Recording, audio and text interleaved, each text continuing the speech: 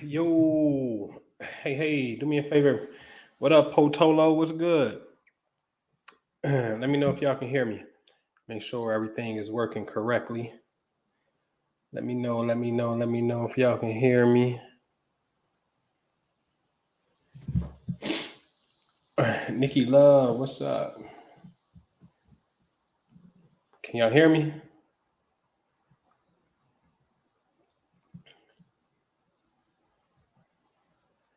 You got me? Hey, what's good? Ricky Skills, what up, bro?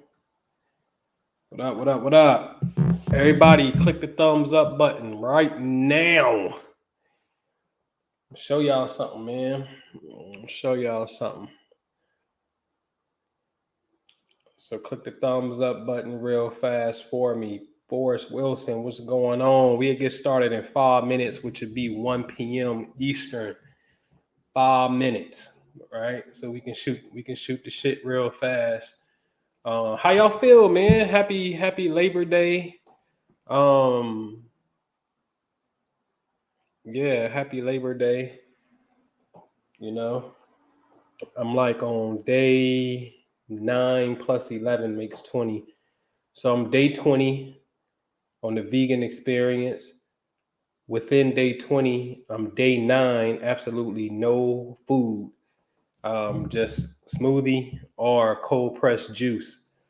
So I've been on a liquid fast for 9 days now. So I'm at least do 12, bare minimum 12. And just watching myself.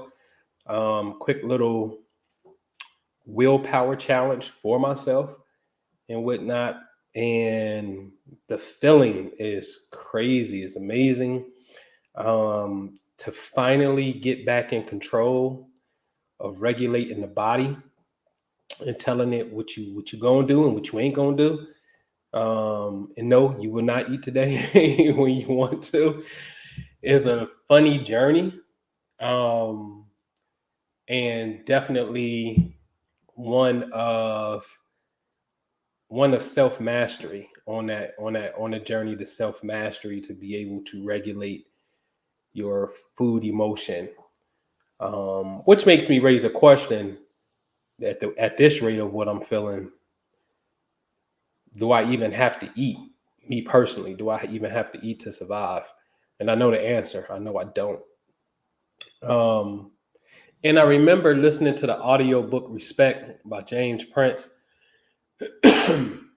He had mentioned eating, how he may have like some little nuts or something, but he only eats one meal a day because he never wanted to be conquered by food, and just eating. And it was a form of self discipline for him. And he just wasn't going to allow food to, be that weakness. And it's just very interesting, man, that food is a drug. That's why it's evaluated by the Food Drug Administration. You know what I'm saying? And all the shit they put in it, of course, really makes it a drug. So it just feels good to be on that path. About 2 months ago, and probably not even, I don't even think it was that long, to be honest with you. I had got on the scale and I was a whopping 258. So I was almost 260 pound pure muscle, right? Just pure muscle and shredded, right? In my head, but I'm 258, right? And I'm like, oh shit, hell no. Because I got that big before. And I was like, nah, enough is enough.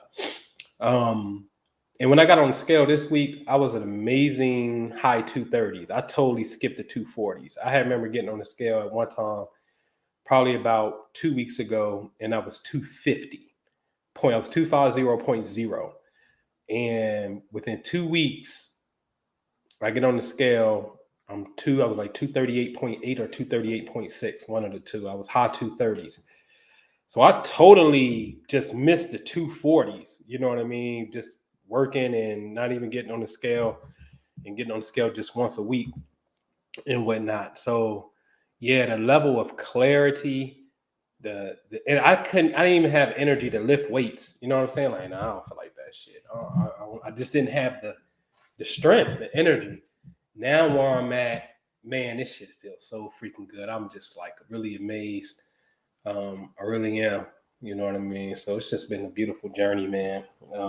For real. This is the inward journey. When they say travel in, try to fast, and then monitoring what you feel at that time. And then to be able to use that moment for programming consciousness. You know what I'm saying? Like that's when I go into the sun and I'll do some meditation and go within and try to become more fulfilled with the light at that particular time as a mind hack to distract me from the physical body of the craving. You understand what I'm saying? And then also, I was looking through my pictures, and back in December of 2020, my blood pressure was 168 over 90 something. So I was in hypertension stage 2, and I would get lightheaded anytime I'll be like in the 150s, 160s. I can feel it. I'll be lightheaded. So, man, I was really in a bad space health wise, but I'm crushing it in the realm of what I put my mind to, far as the physical things of attracting, doing real estate and stuff like that. I'm crushing it, but my health is like was suffering. You know what I'm saying? I did my blood pressure 2 days ago. My blood pressure was, I sent a picture of it. Let me see. Show you what my blood pressure was. It was crazy. Um, mm, mm, mm, mm, mm, mm. Can y'all see that? My blood pressure 2 days ago was 115 over 71. And my blood pressure was, I can go all the way back. I'm going to show y'all so y'all know I'm just going to show you and shit. That was, I say December. That's May, April, March, February. It's January.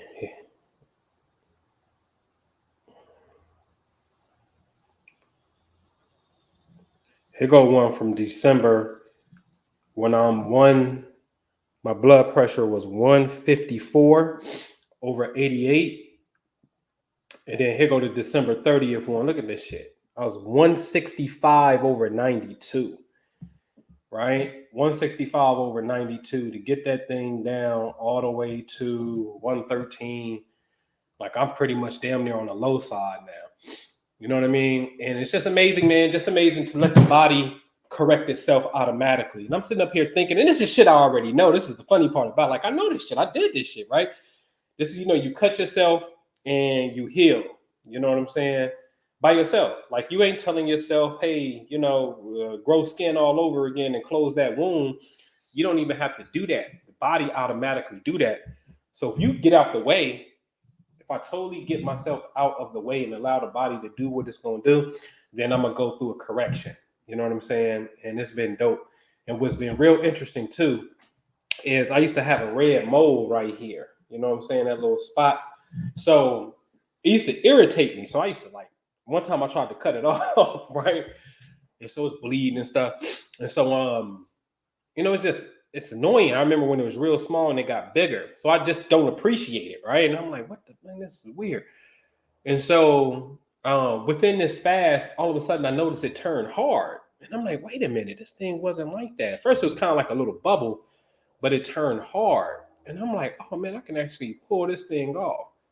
And so I did that. I pulled it off. It was bleeding for 2 days and whatnot. So it finally corrected itself.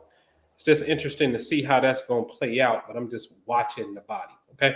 So anyway, that's my little story. Just to pass time. It's 103. We'll get started here.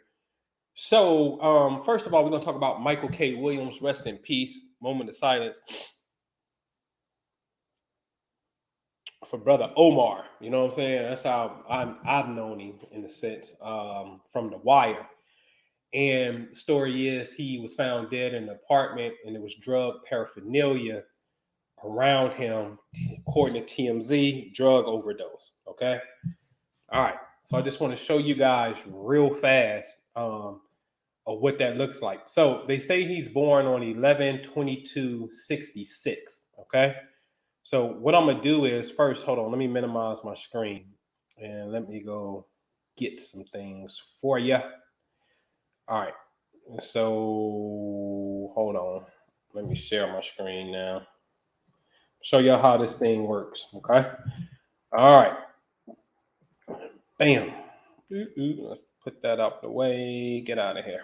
All right. Let's maximize this. And what we want to do is we want to go to 1966 and it's 1122. And what I want to do is I want to go find the moon. Reason I'm going to find the moon is because I already took a look at the 2D birth chart, and he has moon and Saturn in this particular spot that I'm about to show you. Okay, so you can see the moon and Saturn right here, right to the side of the Piscean fish. Okay, excuse me. Okay, so very, very key. Saturn and moon is there.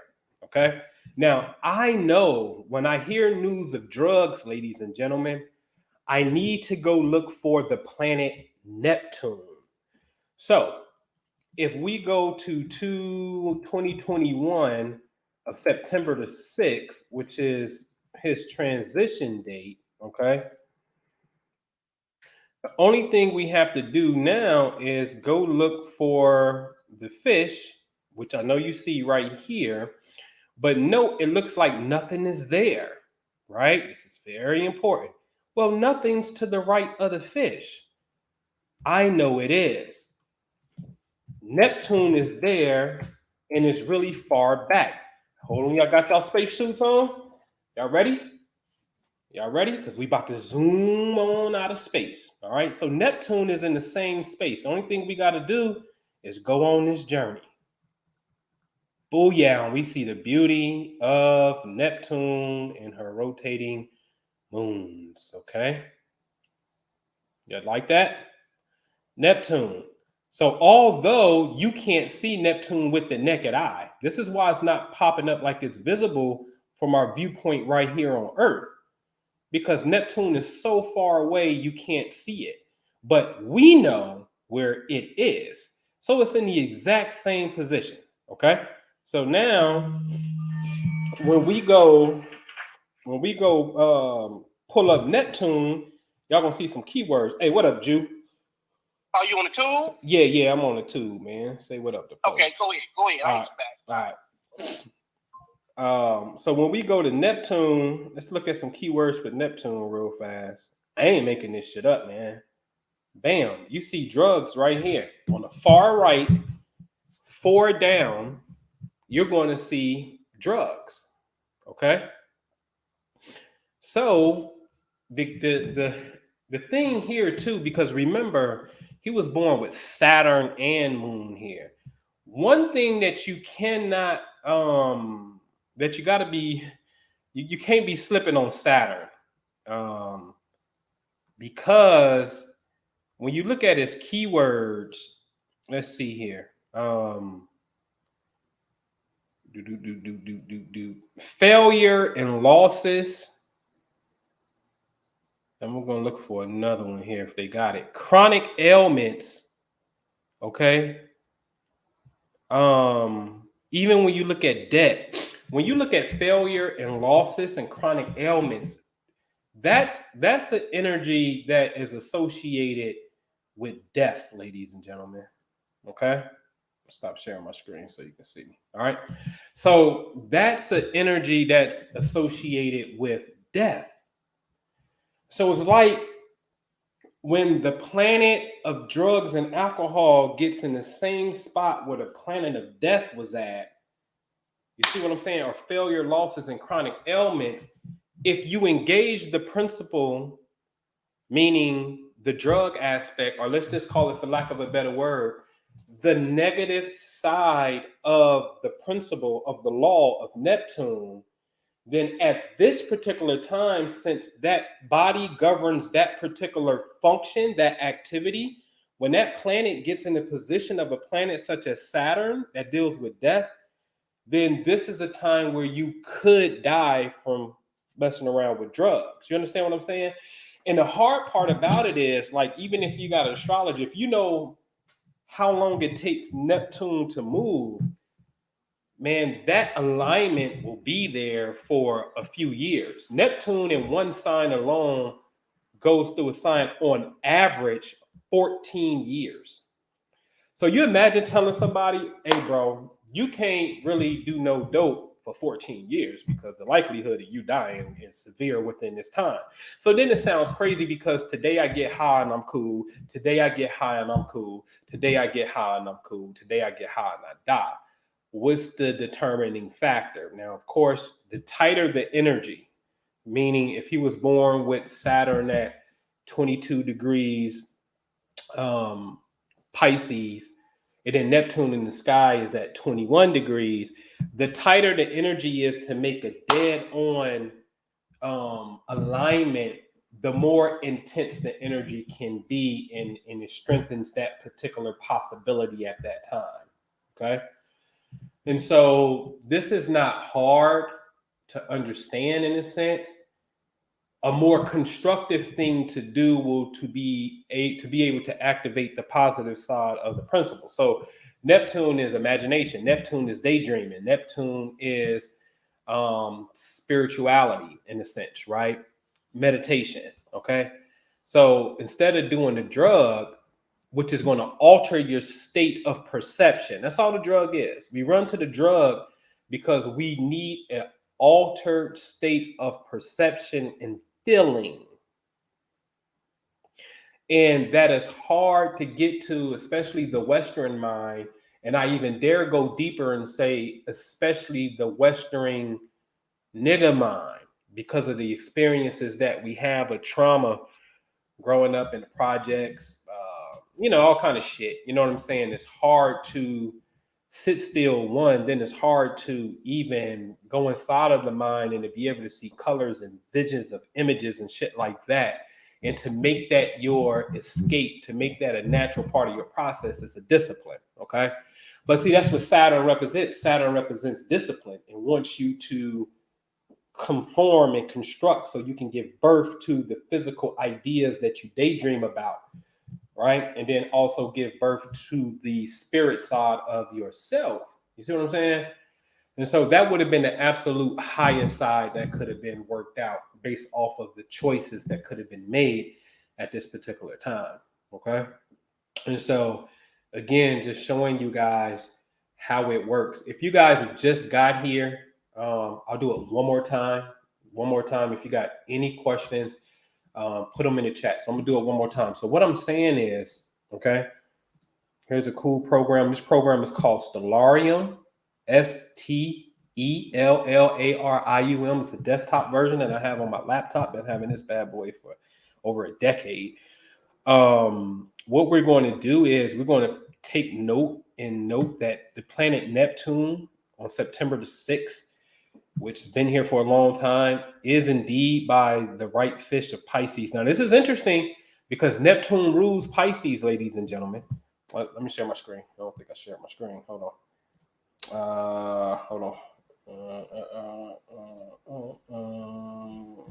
Okay. Bam. All right. So Neptune is at home in Pisces. What that means is when a planet is at home, that planet's energy becomes boss. That planet's energy it's like having home court advantage when you're a sports team. Okay. So if we go right by the head of the fish and we go out in space, we're going to see Neptune. It's way back here, right? There it is. Okay. It's back there. All right. Neptune is there. All right. So it's way back by the head of the fish. But when we go to Michael K. Williams' birthday, which is 11/22, right? And we start looking by the fish, this is what we get. We get Saturn and we get the moon. Okay. Oh, Saturn. Okay. Let me do it this way. You can zoom in on Saturn. Okay. And so this is how, without a shadow of a doubt, this becomes cosmic transmissions all over again. You know what I'm saying? It's like a cosmic transmission that's taking place, man. And excuse me, it baffles me when you don't know today is your last day. That's it, nigga. Today is it. And you don't know that shit. You about to, do whatever you about to do. Unbeknownst to you, it's over. And that can be scary, man. You know what I'm saying? That could be really scary in the sense of shit for so many reasons, man. Not knowing, to die without understanding.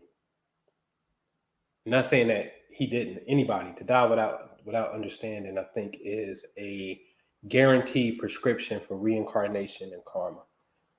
For you to activate your karma without knowing, it's just dangerous. You know what I'm saying? So knowing your planetary placements, in a sense, knowing what the vibration is, the high side of the shit, and how to get the best out of it. You know what I'm saying? Is that what's going to be is going to be. It's the question is your hardcore reality written in stone like Nas? Is it written and you can't augment shit? The Holy Quran is very clear on the prayers of intercessory ain't gonna help your ass, and somebody gonna pray. If it's your time, we getting you, nigga. And that's how they talk in the Quran. That's why I love it. Ain't nothing gonna help you. Can't no nation advance this time that's set for it. Motherfucker, you gonna get what you got. So it's just very interesting, right? So it's like, okay, well, why even do a reading then if you can't sidestep some shit? You know what I'm saying? Why even fuck with it? If it's gonna be, it's gonna be. Then fuck it, I don't need to do anything. And I just can't rule that out. That what's gonna be is gonna be, because if we live in the place of cause and effect, then every action creates a reaction. So therefore, I should only watch for what I've created, in a sense, right? So it's like if I tell, somebody, lay low, or just be careful in travels. Let's just say, fuck it, lay low because you accident prone. Lay low for this next XYZ period. And you don't lay low, and then somebody runs the red light and they hit you and shit. Was that written? Or if you would have stayed home, what would have happened? Would have been the other reality. Because Mars could represent car crashes, but Mars also represent burns and bruises. So now when you at home, you burn yourself. But then if I got to compare this shit, then I'd rather burn myself and before getting shot, you know what I'm saying? Or getting into a car accident, or I'd rather have the headache, which Mars symbolizes as well too. And so the verdict is out at this particular time. Is it written in stone? Because then there's no need to sidestep. Or do we create as we go? You know what I'm saying? One thing I know for certain, we fucking create as we go. I that shit I know. You know what I'm saying? Every action creates a reaction. And so I can use this moment to do X, Y, Z. But if I know the energy is stacked a certain way, I can be more cautious at this time, or I cannot engage at this particular time because I just don't, it's too many variables. Because in this reality, what happens is the event that finds you always manifests itself by other people. That's the variables. Somebody got to come and give you the news. Somebody got to come and get on your nerve. And remember what I told you, space is clearly intelligent, because like Michael K. Williams, how the fuck he gonna die? What a coincidence he died when the planet Neptune, drugs and alcohol, is at home in its own sign. And then, right where another planet was at when he was born. You see what I'm saying? And so, man, it's a doozy, man. This is why you got to be on your best behavior. Okay. All right. So the moon almost always falls in that season or whatever their moon sign is. I think I must have missed something. All right, let me go up. Funny how our sun sign, of course, represents our sunrise, and the moon represents the sunset. So what I've been doing lately is looking at some obituaries and reading a person's chart. That's interesting. That's very interesting. Very, very, very, very interesting. That's very interesting because that makes me think of chapter 75 in the Holy Quran that talks about the resurrection. They specify how the sun and the moon are on their own orbit. They're not going to crash into each other. And these two are vital for the resurrection, which is the reincarnation of the soul and whatnot. So I'm quite sure the moon, I ain't even quite sure. I know the moon is a great indicator of, events. All right. All right. All right. All right. All right. All right. So y'all got any questions? So Neptune in the ninth house that's great. That's spiritual philosophies. That's really super duper dope because Neptune is pure D. I call it super consciousness or transcendental human consciousness is what I call Neptune. It's your ability to tap in and perceive information about this world before it happens, the dream, the vision, and things of that nature. So I call it transcendental consciousness. That information that you're receiving is truly transcendent space and time, okay? Because the time, it didn't happen yet in our earthly reality. In the space, it don't give a fuck about distance because it got to you. You see what I'm saying? So Neptune really represents transcendental consciousness. I can't stand the word psychic because it's not necessarily explaining more of the dynamics of what's happening. Like, damn, do you understand the information came from another place and it happened in this timeline before it physically happened? You know what I'm saying? And so it's pretty dope. So in the ninth house, which is the house of philosophies and learning and going abroad, whether you physically go abroad or you study information like from India, Chinese, whatever, Neptune in the ninth gives way to a very crisp, sharp understanding of the higher faculties of the mind. You're really supposed to learn some shit. You're really supposed to learn Nirvikla Samadhi when you reach a state where you're no longer breathing and you're not in your body no more. And technically your body is dead, but that invisible thing that animates us, spirit, that invisible thing that animates us, whatever that is, that's where you're at and you're gone, just like you died. And then you can come back into the body as you will. Okay. This is known as, in the Indian philosophy, Nirvikla Samadhi, very high state of consciousness. Okay. Probably they will argue the highest state that you can reach. I would agree. In the waking state, I think that's the highest state that you can reach in the waking state. And I think in the dead state, it is the rainbow body that the Tibetan boys got, where you die, your body shrinks and becomes pure light, and a rainbow appears, and your hair it disappear, and your skin disappear, and sometimes what's left could be just the bones. You know what I'm saying? But it's been some cases even bones have shrunk, and some of them shrink totally back to the size of a baby, and some people literally disintegrate, and it's just maybe some teeth and hair. Now, what the hell you mean my skull and my knee bones and shit disappeared and I'm dead? That's some other shit.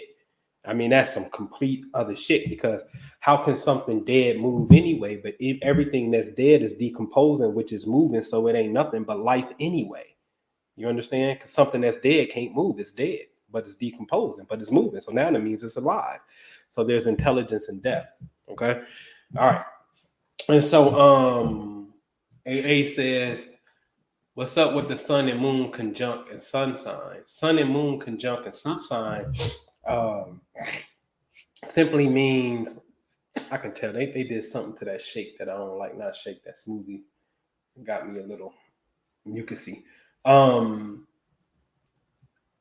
The sun and moon and the sun sign is basically like having your own new moon or your own solar eclipse, new beginnings. If you're born with this placement, sun and moon together, when you were born, it really gives way and show how your mother and father were in harmony with each other at the time of your conception, which is dope, because now your major masculine, which is the sun, and your major feminine, which is the moon, which translate to your mommy and daddy, which translate to your inner psychology. Your masculine perception and your feminine perception are pretty much in the same spot. So therefore, potentially, you have great markers to be in good relationships. Okay, with the especially if they're heterosexual relationships, or even if they homo relationships, but they still got this energetic thing to them, girlfriend, boyfriend, whatever the case may be. It gives way to some good relationship energy. Okay, all right. Johnny Williams says, how should we work with the upcoming Venus and Scorpio transit? I was thinking it's a good time to do stocks. Interesting.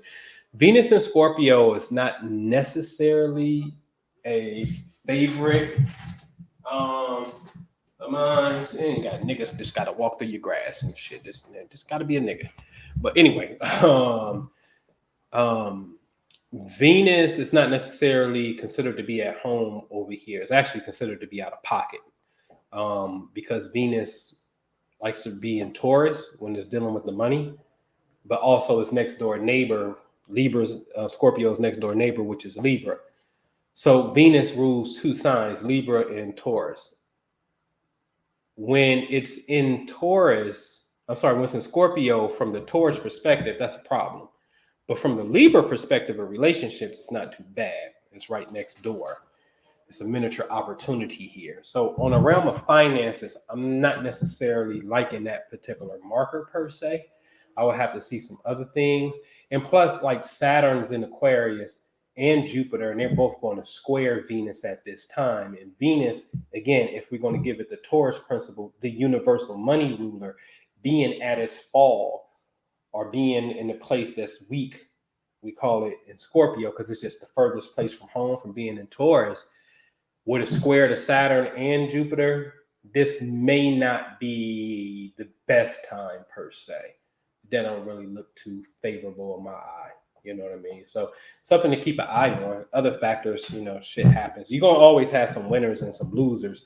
The question is, will it be you? That's the question. All right. So I will watch that. It's not a favorable time per se. All right.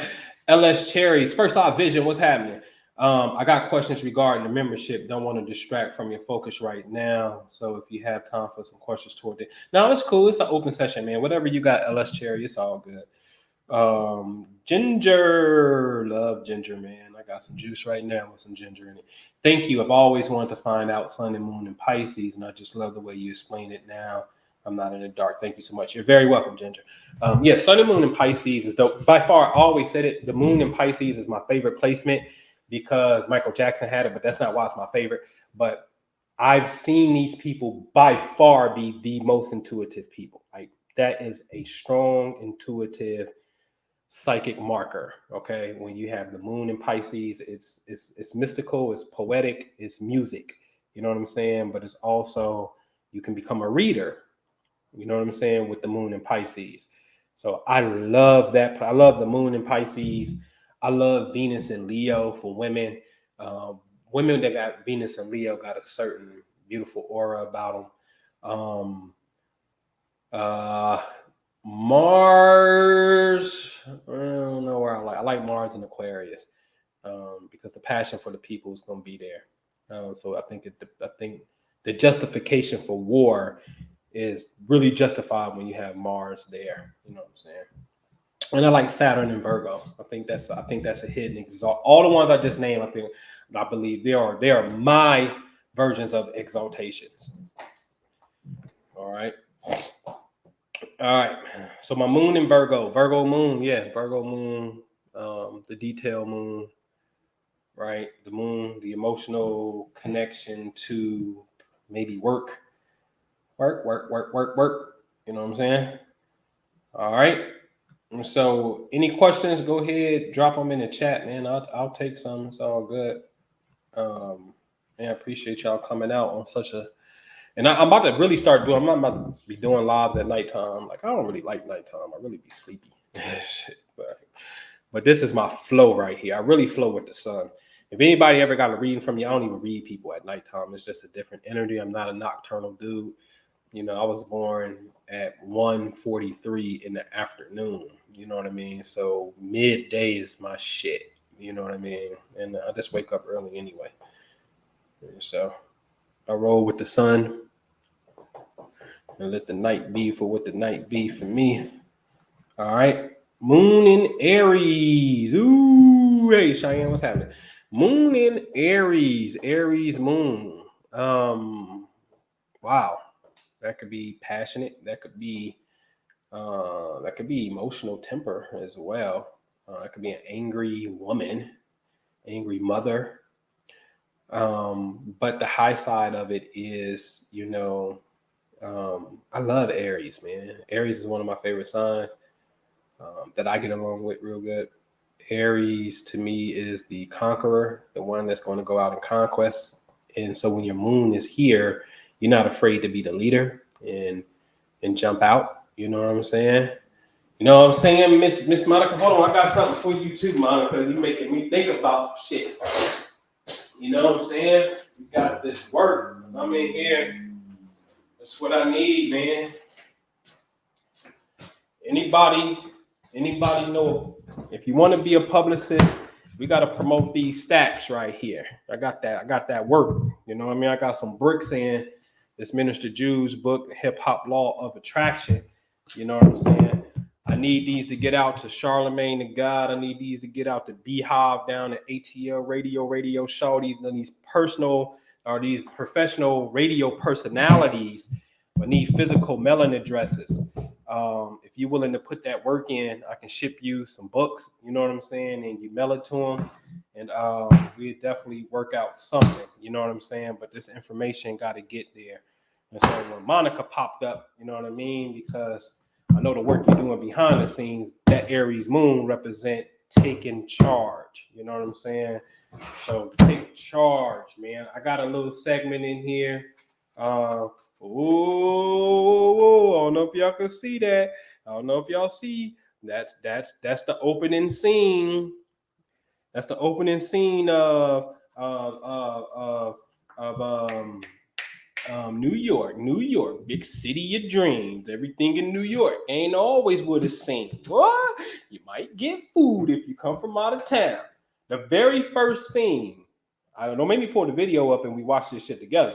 Look, the very first scene is an airplane. Oh, God damn it. I'm gonna show you. I can show you better than I can tell you, man. All right, hold on. We're gonna watch this shit together. Cause I got a premise. YouTube, we're gonna go to New York video. It's actually the dog pound. Right. Now look at the opening scene, ladies and gentlemen. Hold on. Y'all gonna tell me I'm motherfucking tripping.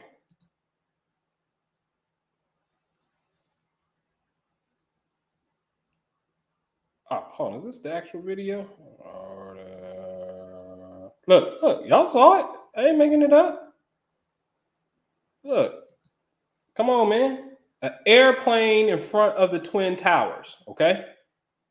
All right. I don't know how we got here, but damn it, we here. So let me see. Let me find where old Snoopy at. Oh, what's Snoopy first time Snoopy come in at? Because he don't come in yet. He don't come in right away.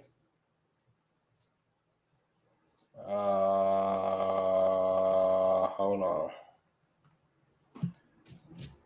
Sorry, y'all can't hear it. Oh, no. And this video quality sucks. Hold on. Let me go get the official video. That stinks. I think it's this one.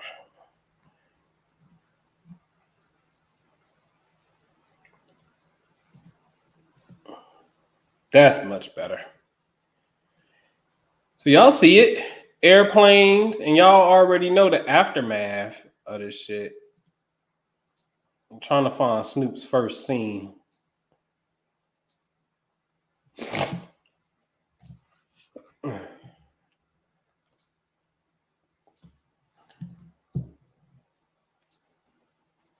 And this ain't even a dog pound. Corrupt was all by his damn self in this damn video. And it wasn't even a diss, it was an exposition in lyrics. That's what he was doing. Man, where's Snoopy first seen that? Oh, he coming. He can't think he coming.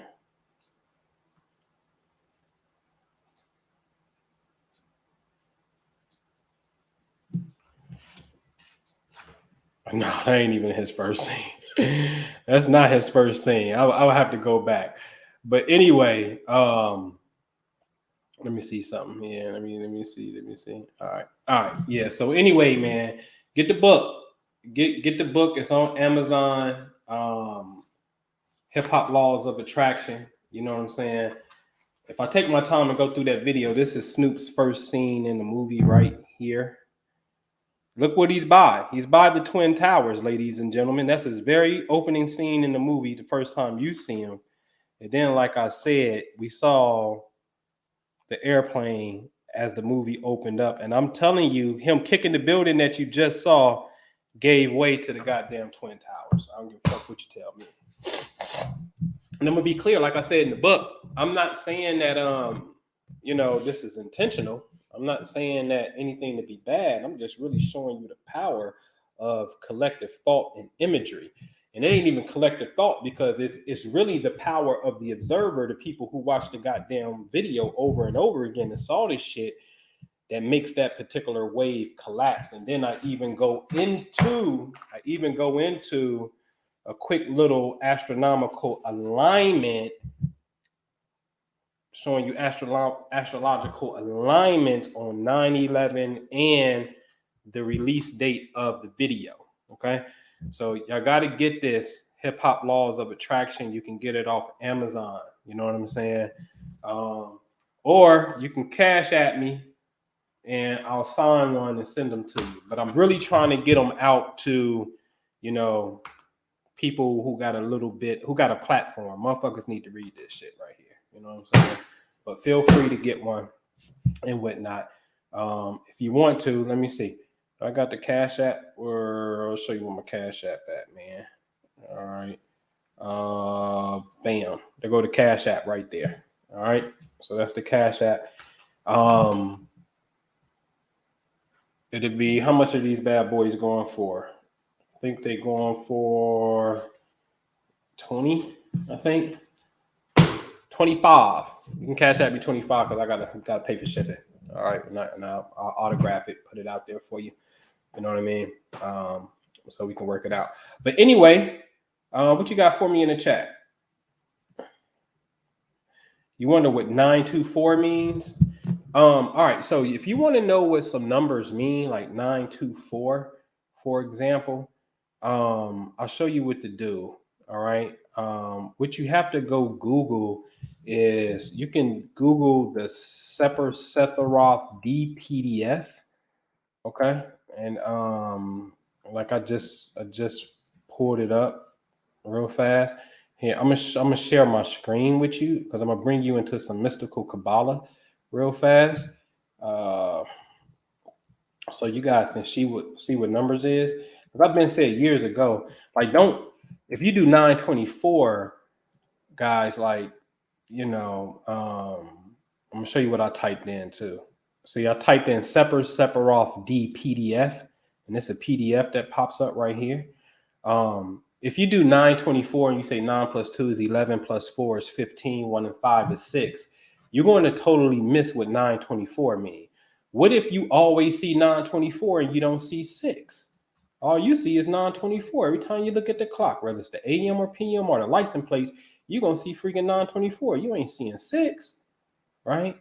So 924 doesn't have a definition in this one. But a great book to have is Godwin's Kabbalistic Encyclopedia. They got a hardback now too. You need to get the hardback because I beat the glue out of the. We beat the glue out of the paperback, and I'm not the only one whose paperback started to lose its pages. So you want to come. I don't know what's taking Amazon so long, but you want to come here to the Godwin's Kabbalistic Encyclopedia. Okay. I must be having some internet problems. All right. So, I don't know. Oh, here it is right here. All right. Can you see my screen?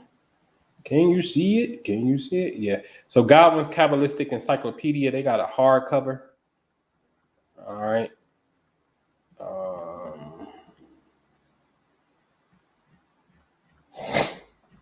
I don't know if it's gonna let me get into the numbers though, and I'm not having the best internet connection right now as well. Where we at? 2, 3. That's the dictionary part. That's not the number part. And see, when you got Aries, let's see if we get into Aries. See, here go Aries, whose number is 44 in Hebrew. And then you also get the name of the angelic forces that deal with that particular, like the archangel of Aries is, Malkiel. You know what I'm saying? And figuring out what that means and stuff. This shit is dope. But anyway, there's an encyclopedia back here of the numbers in numerical order. And then you can look back here at 924 to see if you can see some type of correspondence to you. They're not showing me in the preview, but you get the guess. They may. Hold on. We're in the 900s. Hold on. Well, it's a separate off. We got that already. So now we can't see it. All right. So that's how that go. All right. Oh, yeah. 924 was on Snoop's shirt. In the video, I feel like it was planted, so it's 923, 924. The Cash App is right there on the screen. Is the PI Group, which stands for Prosperity Investment. So the PI Group. Send 25 because I got to do 5 for shipping, but I'll autograph it for you. And but you got to text me your name and mailing address and stuff as well, man. Which is I'm gonna put my number in the chat. Yeah, call the 267-403-4078. You can call or text your address to that. If you Cash App, please text me or call me so I know what address I can have for that. All right. So J1, Sun Pisces, 2, Moon Gemini. Ooh, that's a mystical chart, man. When you're a Pisces and your Moon and Jimmy, mommy and daddy is at odds with each other. Because Jimmy and Pisces is by far the most conflicting 2 signs I've ever seen try to be in a relationship. So this is potentially a square, depending on the degrees of these 2 planets. However, Gemini Moon gives you the emotional ability to verbalize your words because Gemini is verbal. So therefore, you may not necessarily be as emotional, or that Piscean emotional nature gets checked by that Gemini logic. So I believe that one of the things you have to strive for sure is allowing yourself to be able to verbalize how you being able to use logic versus irrational emotion. Because all irrational emotion is irrational logic. Let's cut the bullshit. People act like, my emotional well-being. What you're really talking about is your mental well-being. When you say emotion, you're talking about the part of your mental that allows you to feel. And then oftentimes we talk about that part that allows us to feel is that part that makes us go crazy on somebody or, irrational. So we'd say something like, I'm sorry, I was being emotional. But that's a mental decision that you made at that time to snap out. You see what I'm saying? So emotion is a faculty of the mind, just like the spirit is a faculty of the mind. Because if you try to go spiritual and you're saying, well, I'm going to meditate and I'm going to do all of these things for my own spiritual purposes, and I'm going to make a decision to go in the woods, I'm going to go to church. Those things are mental decisions. And so the only thing that is outside of the mental is the actual physical component itself. You see what I'm saying? But even that is an effect from the mental, because all action is nothing more than a reaction to the thought impulse, because all actions must have a thought that tells it to go. You see what I'm saying? So it's only really 2 states, just like you got yin yang, masculine, feminine. We can now equate that to physical, spiritual, if we want to, or physical, mental. Okay. in a sense. And the mental obviously proceeds and comes first. And this is why in the ancient teachings of the Kabbalion, they say all is mental. And then within the mentals, we can get into duality, which later we got into gender with male, female energies and shit. You see what I'm saying? But it's all one energy and it's all mental. Okay. All right. So with that placement, I will really work on the mental side. Sankofa John, what's happening? Moon at Cat, Node at Cat. Ooh. Moon and Node in Cat in the 8th house. That's interesting. Right? Man, the node is my favorite placement to look at in the birth chart because it represents your soul's mission in this lifetime, what you are here to do. So that's like a heavy ass statement. To me, it's the cherry on top of the whipped cream. This is the last thing or the most important thing I need to understand far as my evolution goes. You know what I'm saying? So mine's is I'm in that group of people because see the nodes only stay in the sign for like 1.8 years. You see what I'm saying? And so you can have people that's born in 77 and 78, they close with the same node, but shit, 79, they ain't got the same node, and it's only a 2-year difference. You see what I'm saying? And so I got the node in Libra, the justice scales, the Libra love. You know what I'm saying? That's what my soul's mission is at, and that's what I'm gonna fulfill. All right. But it being in the 8th house, that's interesting, man, because now that's the house of sex, that's the house of joint finances and investments and metaphysics and uncovering the truth and this deep spiritual transformation. That's a deep house, man. I got a whole bunch of planets in that house when I was born. So it's a deep house. You're here to grow into that, and there could be some type of hidden sexual affair that forces your transformation as well. You know what I'm saying? So, we didn't see that on our side, observing these things. You know what I'm saying? So, yeah, North Node in the 3rd, then you just here to learn how to talk. Talk your shit. Coach Michael, you better be writing books. You can't call yourself coach if you ain't got no goddamn material. You got to have material to talk about, written, something. It don't mean necessarily you got to be public, but it got to get out of your mind. You got to get out of your mind, and it got to get into something. So it's spoken or written words of communication. Your soul's mission is to teach. All right, man. What else y'all got here? All right.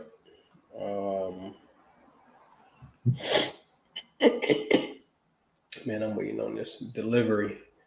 North Node in the 12th house conjunct Mars and Sun. Ooh, it's a little malefic. All right, because see, the node placement in itself forces you to grow, so it's known as the dragon's head. So dragons breathe fire. So it's not necessarily a point of easiness. Okay. Now, if it conjunct Mars, then there should be some passion.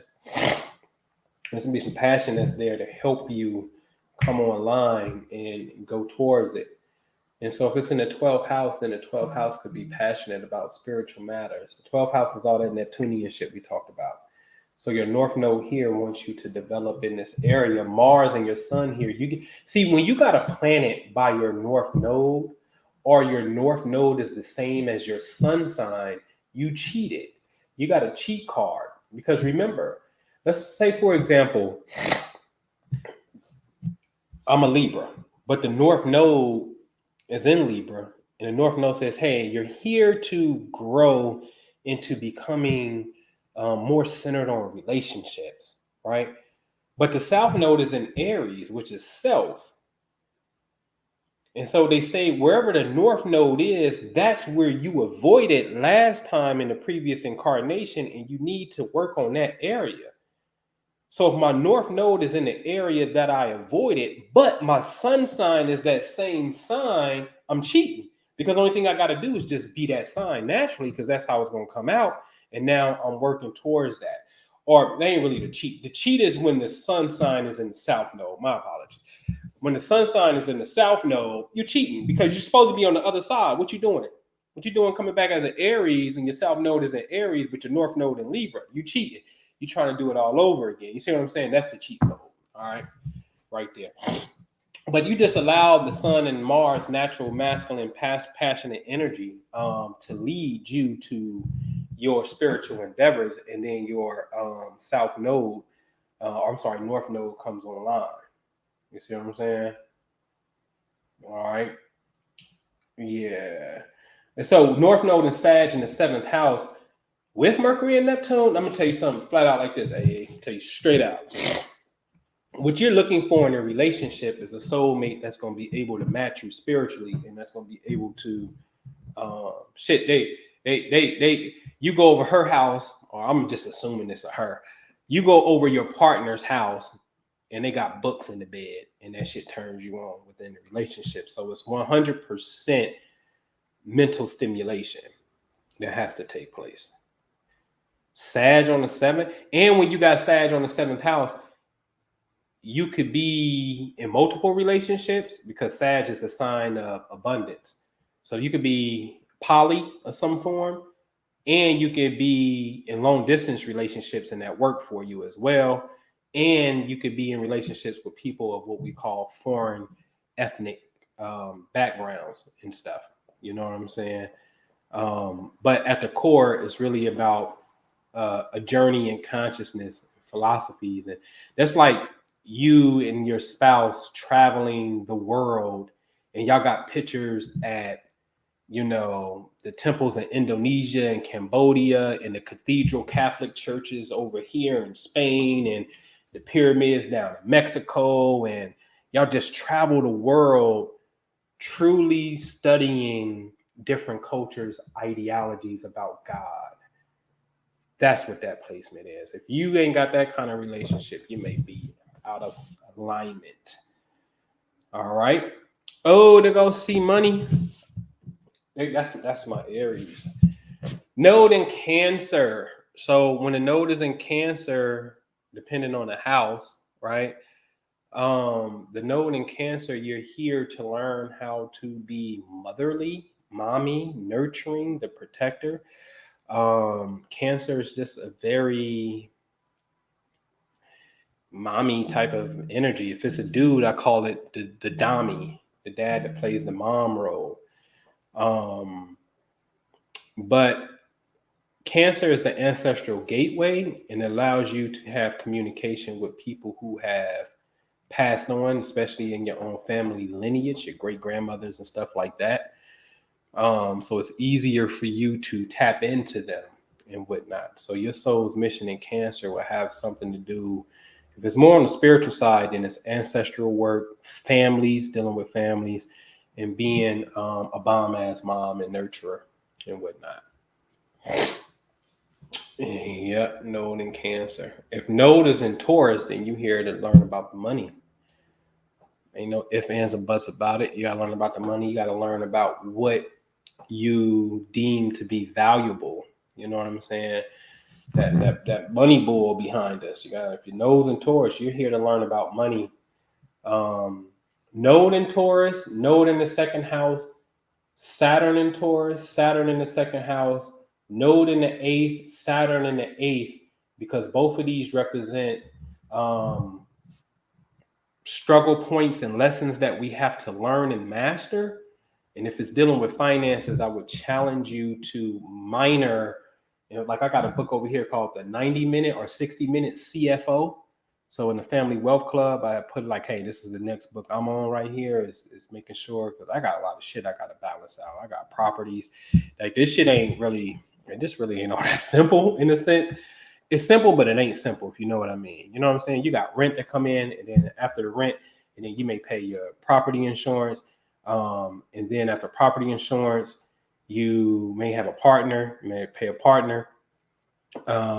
You also may pay county tax as well. So now you got a net number that comes in. But what if the tenant had a little thing and you had to send termites over there for, is that time of the, every 3 months you got pest control billing you for $100. So you want to make sure ain't no pests over there and whatnot.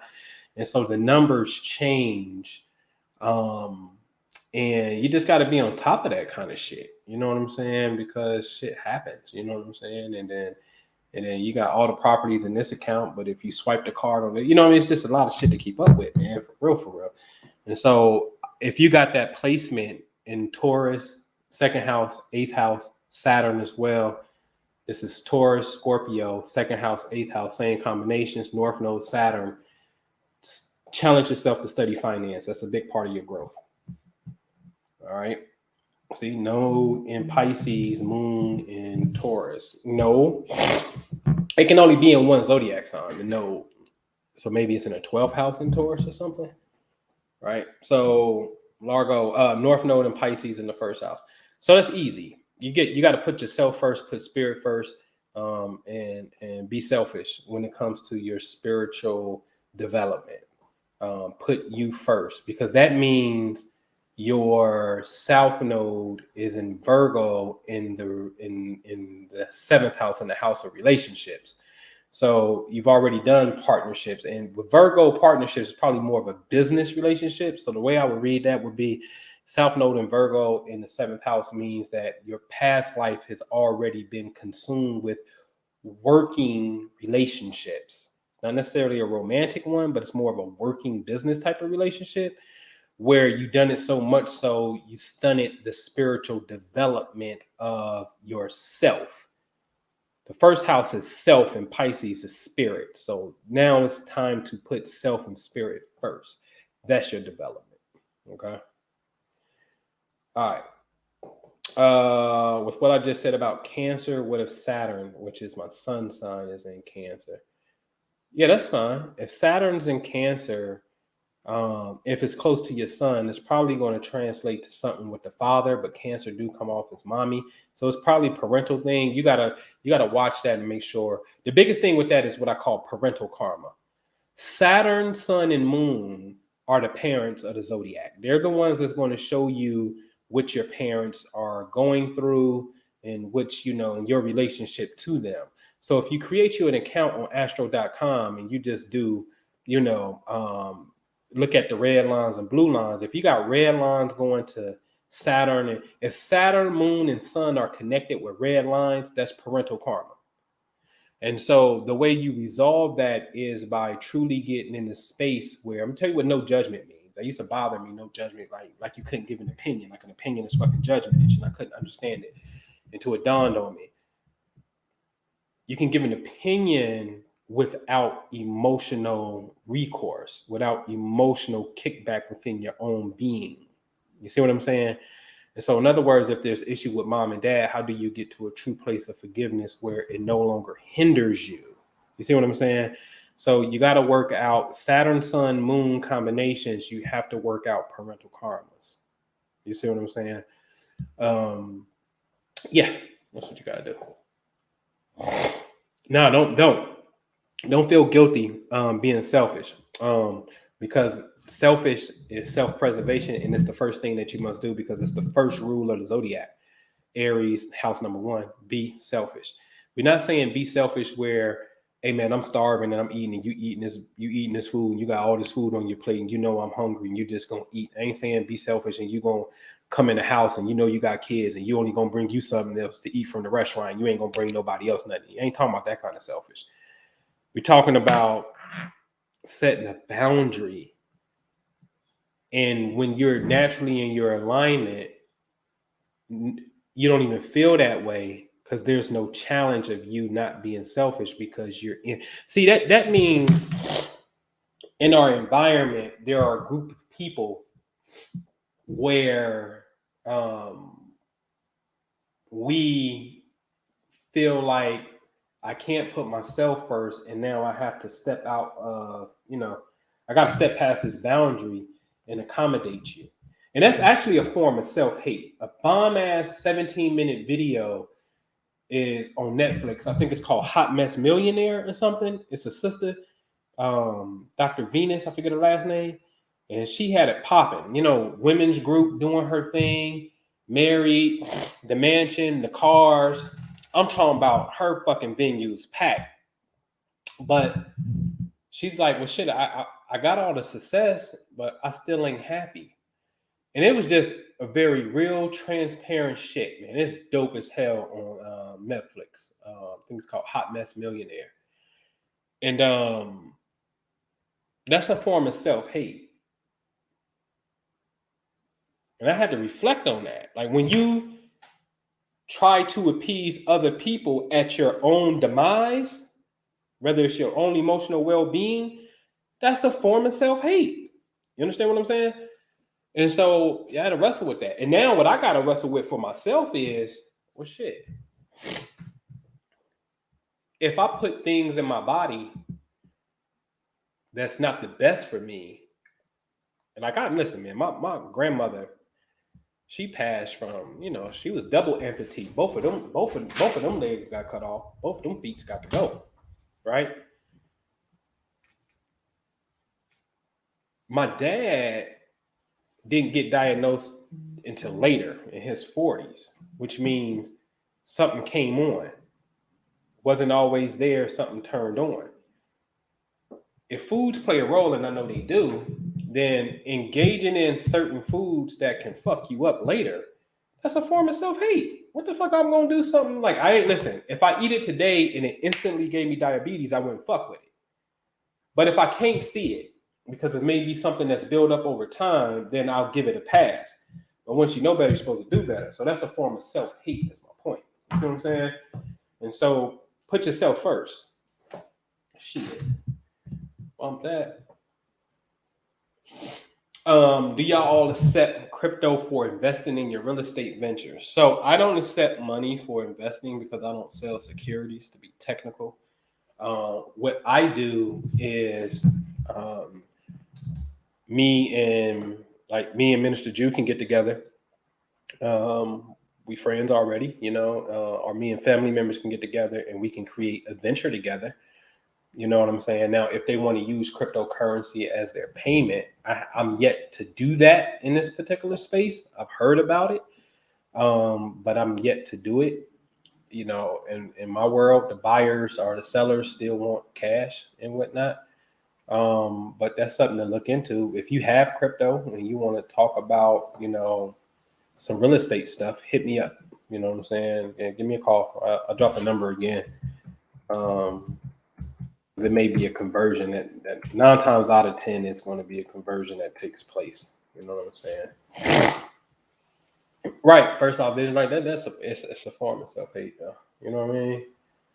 LS Cherry, once a member, what would be the average minimum amount of capital needed to begin investing with the PI group? So again, let me be very clear. The Prosperity Investment Group is just a name. You know what I'm saying? That I created. It's an LLC.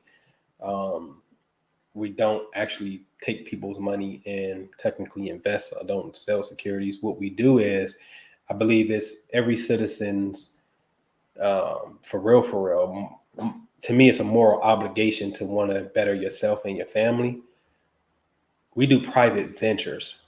You know what I'm saying? So, and I'm just saying that because publicly you can't offer securities and stuff and be like, hey, everybody put money in my fund. I don't have no fund.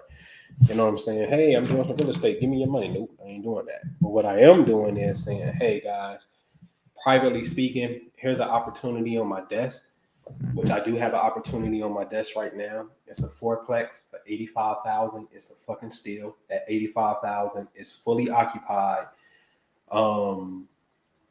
And fourplexes are going for $150,000 to $180,000. And to get it at $85,000 is crazy cheap. We could figure out a way of how we could do that. And so then somebody may say, hey, I got 85, or somebody say, hey, I can get approved for a loan for 85. Somebody may say, hey, I was in the Army, in the military. I can get a GI loan for 85,000. I just have to stay in one of the units. Okay, cool. Whatever the case may be, because we've done that too. So my job is to pass the opportunities to you, and then how you structure the deal is totally up to you. And so I can tell you as far as the deal flow that comes on my desk, it just varies. Like right now, the last vacant one that I have It'll cost about $15,000 for the inside to be done to make it rent ready. I'm actually selling it. I don't want to sell it though, because I had to reformat my mind to get cash flow. I like when the first come around now because I'm getting multiple checks from these properties over there on the wall. But you know, 15,000 could do something. It just really depends, man. You know what I'm saying? It just really depends. Me and a friend, we have done a deal where it was, you know, 10,000. They put in 10 and I did the rest. You know what I'm saying? And they 27% partner inside of that. So that makes me what, 73%, and they're 27. I've done that, and then it was only 10 grand for them to do that. I've passed things on, you know what I mean? Where again, you know, did another fourplex for 85,000. Partner secured the financing on it, and I became a 40% partner, and it was 60%. Hold on one second, I got a business call coming in. Hold on, yeah. Hello. Hey, what's happening?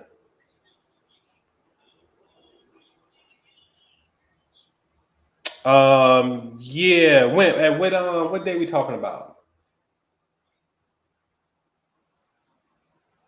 Wait a minute, I can't hear you. Oh, you still there?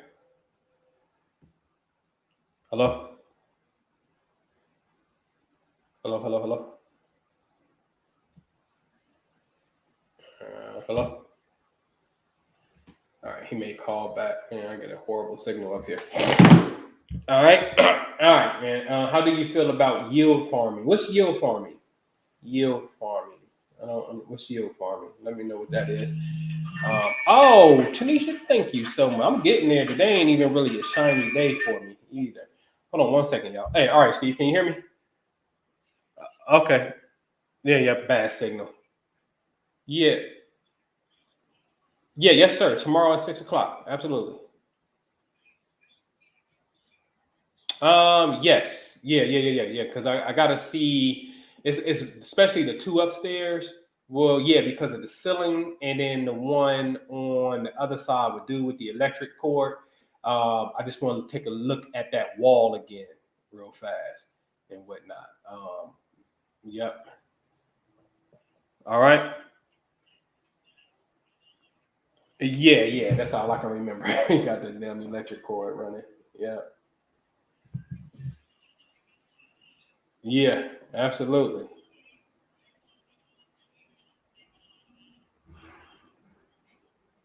Oh yeah. That's insane, man. It is, man.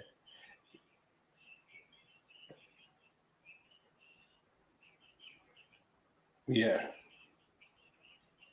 that's crazy. Yeah, that's crazy. Yep. Yep. I got a tenant like that right down the street on one street over. Matter of fact, on over there on Maplewood, man. She ain't paid the gas bill and all this time, and they calling me trying to get into the damn house because for some reason they cut it off from the street, but it need to be cut off from the meter because what happened is, you know, the meter got a valve where it still runs, and they need to and they never put the meter outside of the house. So they calling me as the owner trying to get access to the property, you know what I mean? And I'm telling her, hey, you better handle that. You got to call these people, you know what I mean? Because they start to harass me.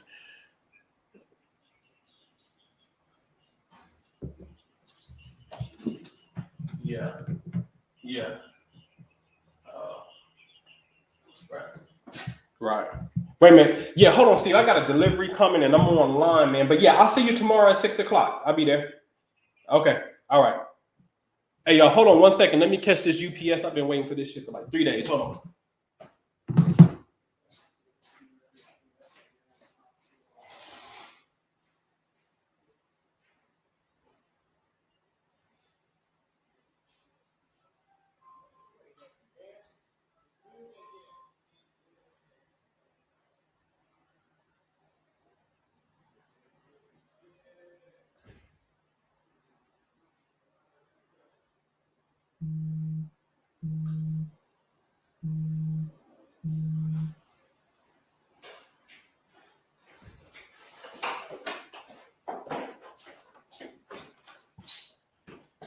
All right, y'all. Sorry about that, man. In the course of business at the office, right? Deliveries, phone calls. All right, so yeah, they do come up. Like we got some stuff that we doing right now, man. Where we going after some vacant lots for here. I'll show it to y'all. Let me see something. Let me pull it up first. I'll show y'all some lots that we about to go. I'm waiting for the county to get back with me. Because we about to purchase these bad boys. So me and my team, join, man, because we doing private shit. You know what I'm saying? So I don't even go on Facebook and all that shit no more and tell everybody and shit. You should know what we doing. But this is what we doing right here. You see all these lots. All of those we can buy for $2,000, and the one for the house for $500. I'll knock it down, and they, the owner said they'd sell it to me for $500. It's a duplex. It got tremendous foundation issues. I wouldn't even fix that house and remodel it. I'll just knock it down, and I want to control all of those lots and then build on those lots or sell it to a developer who's going to come and build. So that's what we're doing right now. We're doing a due diligence process, about to take down a block. We're about to buy a block. You know what I'm saying? So that's why I told you I took that Rick Ross shit serious. When it's time to buy back the block, I said, no, y'all got me fucked up. I'm about to buy back the block, nigga. About to buy back the block, nigga. Woohoo! What y'all know about this? What y'all know about that? That's that Planet 9 fine line that I got. I don't know nothing about that there. Got me some fresh vegan wine too. You know what I mean? Shout out to my homie Maya, Planet 9. All right. Yeah. I'm gonna put that back in there. No hiccups. All right. No, it's a red. It ain't blueberry. So the blueberry I like from, is it Gallo maybe? It may be Gallo. It's a blueberry. It's one of my favorites though. You got balance. If not, you can get impermanent. All right. So I needed to know what that was. Bantu hit me with something. So a platform that offers you insane interest rates. You take two either stable coins or non-stable and pair them in hopes. Oh nah, man, I don't know nothing about that, man. Like the financial sector, look like Forex and shit. Like I had got the gist of it, and I thought it was a brilliant idea that you were buying percentage points based off of something and how it moves, and not the actual stock itself. I thought was fucking ingenious and shit, man. But I don't, you know what I mean? I understand the market goes up over time. I'm not at that point where I'm diversified into that. And I made my first stop real estate because it's tangible, a little bit something more I can control. And I can take a loan out against it. And the Bank of America ain't gonna give me a loan to buy their own stock because they don't even believe in it themselves in the sense of the market goes, because it's just too volatile. My network goes up and I can extract equity and put a loan against the property of the value and get 80% of the value and then go buy another property and then have my tenant pay that note. And then with that lump sum money, I buy another property and then extract the value out of it, get the money out again and have that tenant pay a note. And I can just keep on repeating the process. And the tax advantages that you get for owning real estate is crazy against all of your income, period. It don't matter if you got, how much money you make or, and your one asset that's rental can offset a lot of your tax liability that you have through a thing called depreciation. It's just crazy incentives that you get in the real estate world. It's pretty much unparalleled and unmatched. So I made that my first stop before learning about the different financial sectors of stocks and all that kind of stuff. So that ain't my cup of tea. I'm a turtle, man. Real estate is slow money, but it adds up over time, and your network increases, by the value of the property as well. So I just taking my time, man, and I'm doing the Saturn principle to this shit. Like, I ain't about to go Uranus and Jupiter where I just want this lucky big thing. Don't get me wrong. I had a nice little come up on Dogecoin. I caught Dogecoin like at 13 cents and shit. And then I think it went up to 70 cents and I caught a nice little payday. Wish I would have put everything I had in. And of course, in hindsight, you always do. You know what I mean? But I just ain't playing that game right now. You know? All right.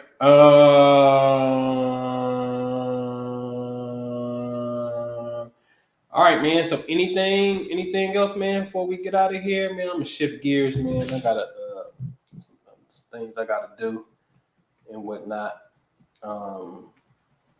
But that was the guy that was calling me about the fourplex I was telling you about, because he's the maintenance man for the building. I wanted to see if I needed to get inside of any of the units because I'm bringing a buyer through there tomorrow, so I may actually sell this particular deal. I actually wanted it for myself to put it in the rental portfolio. I swear I did. But, you know, I'll catch the next one. Oh, yeah, you got it, man. 2 man Viking. I appreciate you, man. All right. LS Cherry, hit me up, man. I don't tell everybody my market. You know what I mean? Certain thing is proprietary information and whatnot. But yeah, LS Cherry, hit me up. I got a few markets that I frequent. You know what I mean? Yeah. Yeah. So we good on the Astro stuff? I know we did like an hour or something, man. Ooh, damn, it's an hour and 20 minutes already, man. All right, man. So yeah, man, rest in peace, Michael K. Williams. Go all the way back to the beginning. If you came on late and you want to see the Astro stuff, it's right there in the beginning and whatnot, man. What'd you say? Improving Family, if you don't know, 7 Beaumont, understanding. Oh yeah, I check them out. I'm not familiar with them. I'll check them out for sure. All right. So yeah, man, I hit y'all up. Get at me, man.